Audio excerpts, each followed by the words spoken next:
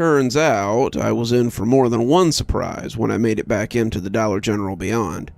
Seline took me from the store where we had met to another store that I supposed would have been her staging area.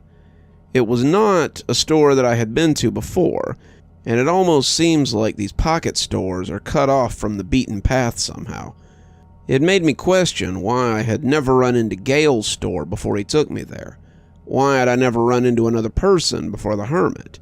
These things made me wonder how many people there were tucked away in here, and how many Dollar Generals were outside of my path and would never be encountered until I realized they existed at all. As expected, the damage to my clothes and my body was fixed, but it was something beyond that too. I suddenly felt an overwhelming urge to use the bathroom, and my stomach felt full in a way that it hadn't since I had left.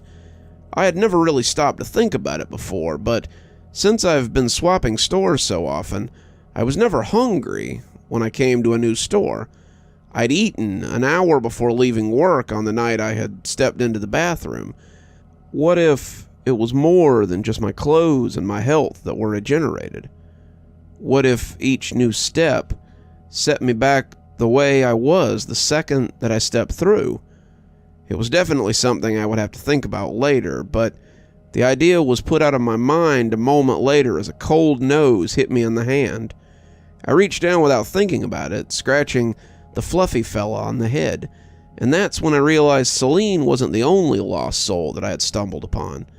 The panting border collie was black and white, with a big brown spot on his chest.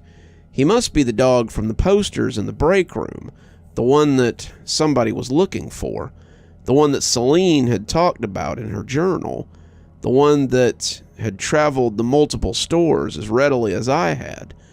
The dog seemed happy to see a new face, and as it woofed and danced around happily, I was glad for the comfort that came from petting a dog again. It was strange what you miss while you were traversing the infinite sphere of Dollar Generals, and this was certainly one of those things. "Give him a minute to breathe, buddy," Seline said as she good-naturedly pushed the dog back a little. "Sorry about that. He doesn't meet many new people." "It's okay," I responded. "I haven't seen many new people myself lately, especially of the four-legged variety." She invited me to sit by her makeshift fire, which turned out to be a gas burner with some cooking equipment on top of it, and as Buddy put his head in my lap, she seemed to dissect me with her eyes. "This isn't your first time traveling, is it?" "Not even close," I told her. "I didn't think it was. You don't seem particularly freaked out by the fact that your wound's healed or that you're inside a Dollar General store. How long have you been traveling?" "I don't know," I answered honestly. "I got here less than a year ago, I think, and after a while I just started moving through the stores. It's been a wild ride, but I've seen some pretty outrageous things while I've been trying to figure out how to get out of here." Seline put some stew in a pot over the fire, flipping the burner on as she stirred it. "I'm not convinced there is a way out. I've seen people go out the front door, and I've seen people go into the ceiling, but I've never heard of anybody making it to the end of the loop. At least, they never come back to talk about it if they did." "Yeah, I know. I read your journal, and that made it pretty clear that..." Seline looked up, the dripping wooden spoon in her hand looking more like a weapon than a utensil, and I was worried for a minute that she might attack me. "You read my journal. How exactly do you know that it's my journal?" As if in answer, I reached into my bag and pulled out her battered old journal, opening it to the place where her name tag was. "I feel pretty certain that there's probably only one Seline trapped inside of here. I found this on an old guy in a derelict store just before Gale and I were forced to kill him. I got the feeling you hadn't just handed it to him, so I figured I'd hang on to it. I felt pretty confident I'd run into you at some point or another, or you would run into my corpse at some point or another." Seline looked like she wanted to reach out and take the journal, but she seemed unable with her hands shaking the way that they were. "You met Gale?" Yeah, we were traveling together until he decided to go into the ceiling. Seline looked gobsmacked. Why would he do that? I think he felt guilty about killing the old hermit. He seemed to be taking it pretty hard before he left for good, and now I'm wondering if I'll ever see him again. Seline poked at the food and seemed to think about what she was going to say next.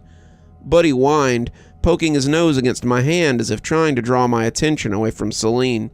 He was an intuitive creature, Buddy, and it likely came from being with Seline for so long. He wanted to give her a chance to mull over the myriad of feelings she likely had banging around in there. I already suspected that she had some connection to the hermit, as well as Gale, and I couldn't imagine how she was feeling now that she knew that they were likely both dead. I wouldn't count on it, she finally said. Nothing ever comes out of the ceiling, except the miasma. I've never seen anything else come out of it, at least. She took the journal, setting it beside her chair as she stirred the soup. Of course, I've never seen anybody come out of the outside either, so my information might not be as reliable as I thought. She ladled some of the stew into a bowl and handed it to me, picking up a second and spooning some up for herself. So what happens now? I asked, taking a hesitant bite of the hot slop. Now, we eat some dinner.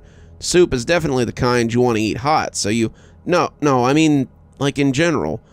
What do we do now? Seline laughed. I haven't got a clue, kid. Like I said, no one's ever come out of the outside before. Just like they've never come out of the ceiling before. You're a first for me. I laughed a little, her candor breaking the tension as she proceeded from there. That first night, we mostly made small talk and ate stew. It was pretty clear that Seline hadn't had anyone to talk to but Buddy for quite some time.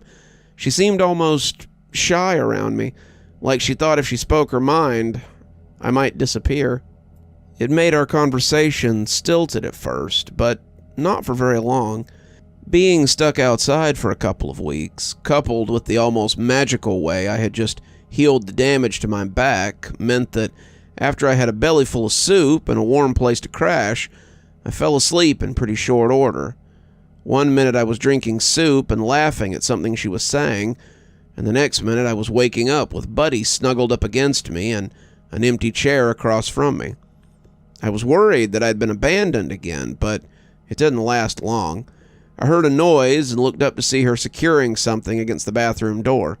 Seline looked up and noticed I was awake.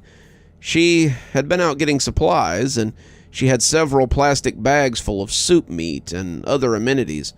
Buddy, who had been asleep, wiggled around to look at her and barked as he got up and danced around his mistress. Seline smiled, reaching into the bag and tossing him a begging strip from its depths. Buddy took it to the dog bed that sat beside our sitting area and began crunching on it viciously.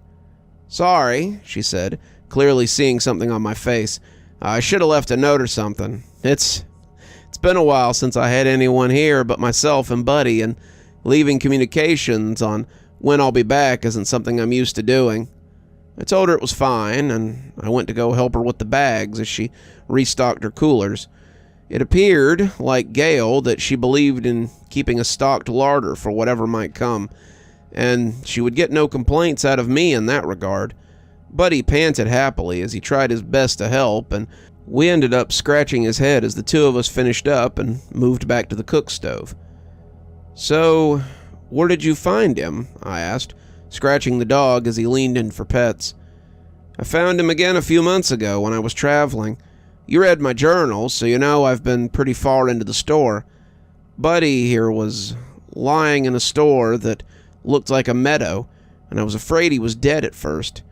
He was so still that when he lifted his head and whined at me, it startled me.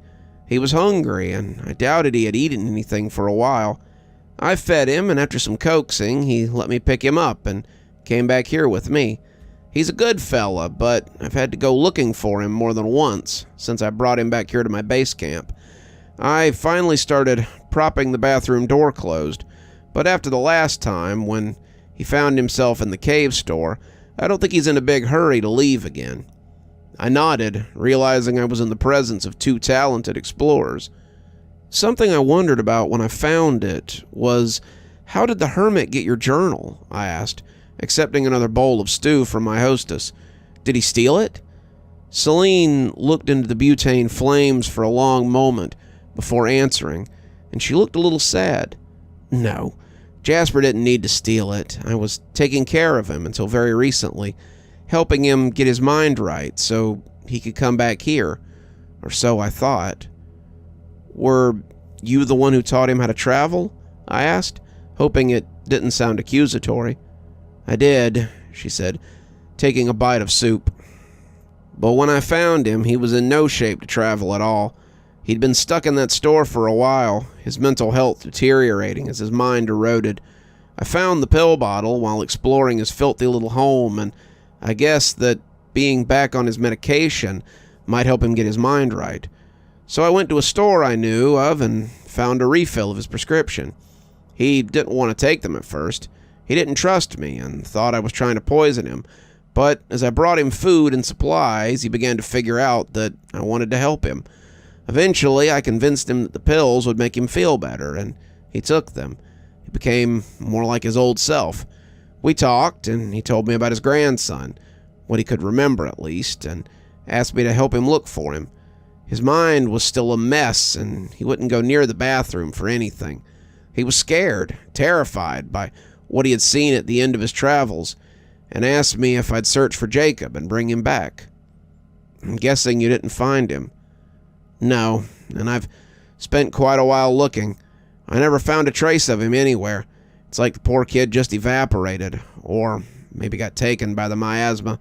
Hell, maybe he went outside for all I know, but I came back after some time, and Jasper was completely gone. The pills weren't helping anymore, and the traveling wasn't helping anymore, and when I came back with a stronger dose of his medication, he attacked me. I lost my bag in the scuffle, but I considered it an even trade for making it away. I never went back, never went to check on him again. I avoided his store at all costs. That was about the time I decided to change the subject, and we spent the rest of the evening talking about the different stores we'd been to. Seline had been keeping a journal as well, about the different types of Dollar General stores, and she was fascinated by all the ones I had seen. She had seen many of the same stores, but some were a mystery to her.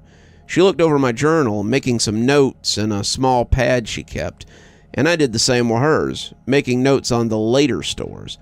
I still believed that these would be the stores I would encounter before I made it out, and I wanted to be prepared. "This is extremely well done," she said after a while. "You got a real talent for this." "Thanks," I said, glad to have found someone who appreciated my work. "It's not as extensive as yours, though. I'd love to see some of the other stores you talk about." "You will," she said eventually. "Everyone sees them eventually. You can only stay in this place for a certain amount of time before you feel like you have to travel, to move, and sometimes I wonder if that's what made Jasper so crazy. Maybe he let his fear keep him in that store for too long, and it drove him even madder than he already was."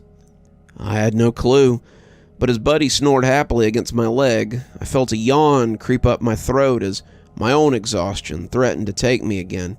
Seline smiled. "Get some sleep, kid. There'll be plenty of time for studying and talking and a lot of other things tomorrow. You're safe now. You made it out of the outside, and that's something I don't think anyone else has ever managed to do." I drifted off not long after that, but my dreams were far from placid. That was the night I dreamed about Gale, and it was a dream that would ultimately pull me into a place more dangerous than the outside. You're still here. Thanks so much for joining us for tonight's spooky tale. If you'd like a little bit more spooky in your life, why not click on one of the videos that appears at the end of our story, or maybe head on over to one of our playlists where you can get your fill of spooky content. If you like your spooky a little more tactile, I've got a new book that's come out. If you'd like your own copy, there's a link below in the description where you can get your own copy of my spooky book. If you like what you see here on the channel and think you might like to support in a more monetized way, then why not come over to Patreon or become a member on YouTube? Speaking of, let's go ahead and thank our members now. Thanks to Civ Garstad and Unicorn Hollow for being our spooky ghost contributors. Thanks to Janet, Lee Kendall, Saikat, Ronda J, Sue Casper, and Valinator for being our spooky skeleton tier contributors. And thanks to Hi Stacy, Winter, Xaronan, Stephanie Carrington, Tyler Parker, Cinnamon Fox, Sarah ASMR42, Grim Reaper, and TomBoiTopUwU for being our Ghostly Reader tier contributors. And a special thanks to Grim Reaper, who appears to have subscribed not just on YouTube, but also on my Patreon. Thanks, everyone. We just couldn't do the show without you, and your support is always appreciated. If you'd like to support the channel, then come on down to Patreon, or become a member on YouTube. Spooky Skeleton tier contributors, that's our $5 tier, get their spooky 12 hours early, at 8:30 a.m., as opposed to 8:30 p.m., my time, of course. And while Ghostly Reading is only a tier that's available on Patreon, you get a signed copy of my book anytime I write one, on your doorstep in, hopefully, a timely manner. If you'd like a book, we have many on Amazon. I've got links below if you'd like to follow those. Should get you to my page so you can buy any one of my 8 books I believe we're up to now. I'm sure they'd look really nice on your shelf, and I'll sign them for you if you can find me out in the wild. And as always, thanks for stopping by. Dr. Plague, signing off. Have a wonderful evening.